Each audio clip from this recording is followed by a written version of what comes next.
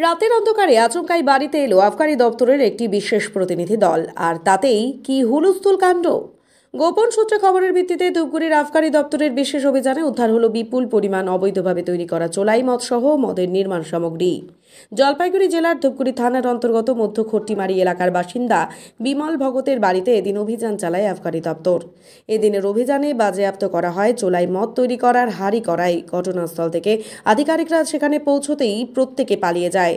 এদিন অভিযানের পর স্থানীয় গ্রামবাসীদের প্রশ্ন করা হলে তারাই বিষয়ে মন্তব্য করতে চান না। একেবারে গ্রাম পঞ্চায়েত কার্যালয়ের পেছনে চলছিল এই ধরনের অবৈধ কারবার।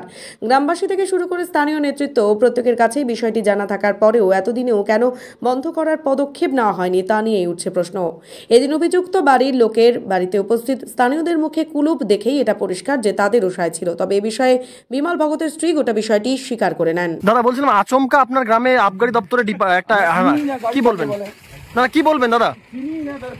কিন্তু আপনার দেখলেন তো কিছু তো হয়েছে এখানে, একটা কিছু হয়নি মানে ঘুরে চলে গেল, কিছু তো নিয়ে গেল না, মানে কি বলবেন দাদা, কি বলবেন? কোনো কিছু হয়নি মানে আপনার তাহলে কি কোনোভাবে কি সায় দিচ্ছেন গ্রামকে? বললাম পরিবারটা কি সায় দিচ্ছেন এই ধরনের ইলিগাল কাজে? হ্যাঁ, আপনি এখানকার স্থানীয় তো, তাহলে এই ধরনের কাজ কি করতে পারে? কেন আপনার বাড়িতে পুলিশ আবগারি ডিপার্টমেন্ট কেন? কি ছিল? হ্যাঁ, কি ছিল মাসিমা, কি ছিল বলুন? মানে হঠাৎ করে আবগারি আসলো কেন আপনার বাড়িতে? কি হয়েছিল, মানে কি অন্যায় করছেন সেটা বলুন। আমাদের শুয়োর আছে তার জন্য ওগুলো তৈরি করে খাওয়াই। মানে কি খাওয়াইছিলেন বলুন? সবাই না খাওয়াই। হ্যাঁ, মিঠাই দিয়া ওগুলো দিয়া কুচু। মানে কোনোভাবে কি ইল্লিগাল কোনো মদ চুল্লু ফুল্লু এসব কিছু বানাতেন বাড়িতে?